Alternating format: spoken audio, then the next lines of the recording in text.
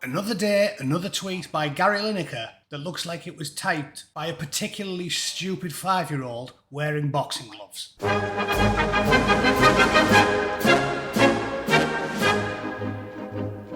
Quelle surprise!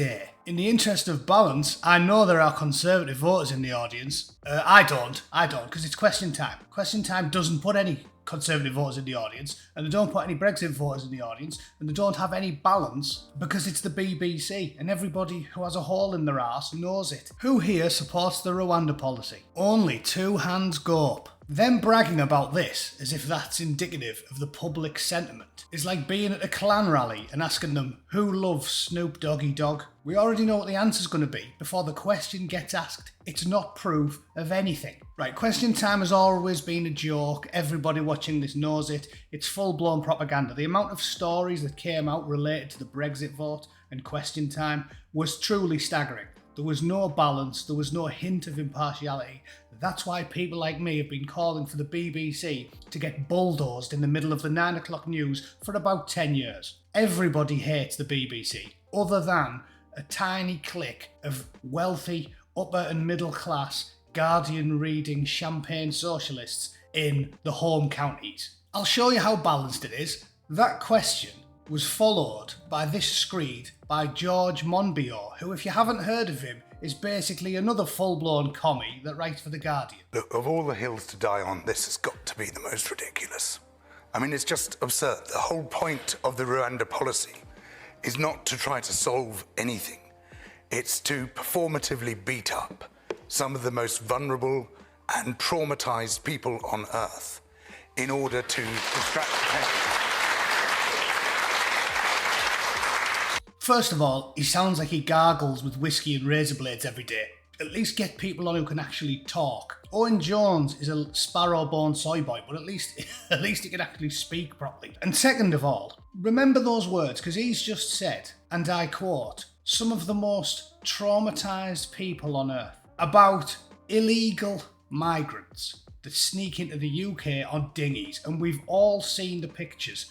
I'm sick of talking about it. You've all seen hundreds of pictures, thousands of boats, dinghies, trucks occasionally full of people. 98% of them are big, hairy-ass blokes between the age of about 15 and 35. The worst people you can think of. I wouldn't import 10,000 20-year-old men from Glasgow and not expect there to be trouble. The young, aggressive, full of testosterone. I was a bit of a hooligan when I was 17. Everybody knows that the worst people that you have to deal with as a society are like 18 to 30-year-old men. And they make up 90-odd% of our migrants. So everybody knows it's ludicrous. This constant claim, oh, they're all traumatised, oh. They're not women and kids. And the vast majority of them aren't fleeing war zones. They're economic migrants, criminals, gangsters, hooligans, the worst people you can think of. Fighting age men. Everybody knows it, you've all seen the pictures. But let's just move on from the claim that they are fleeing terror. Here's a story I found today. The small boat migrant who smuggled himself into Britain and claimed to be 17 but was really an ex-ISIS fighter aged 42. The Iraqi is a security threat due to a previous service with ISIS. 42-year-old bloke. These are the ones we're putting in schools, by the way. Do you remember that one from a few years ago? Pupil said to resemble 40-year-old man has vanished from school.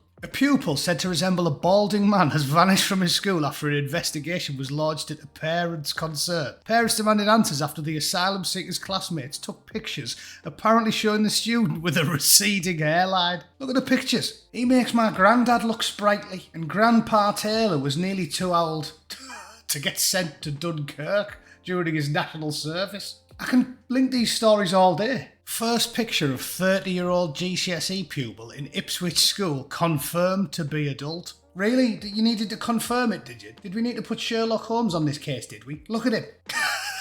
His arsehole will be hairier than Sooty's. Anyway, I'm not going to keep going on about it. The short version is this. We know that most of the people coming in are not traumatised women and kids, but big, scary geezers. You know it, I know it, George Monbiot knows it, and everybody in the Question Time audience knows it. They're not impartial, they're political ideologues, and they lie for a living. Don't pay your TV licence, Take any and all measures to avoid doing so. And if someone knocks on your door asking to see evidence that you don't have a television, tell them to poke it. Say, point your compass south, knobhead, and do one off my property. It'll save you money and it'll save your nation. That's all I've got for today. I'll do a live stream tomorrow at 7 PM. Be there or be square. I think I'll do a giveaway as well. Thanks for watching. See you all very soon. Toodle pip.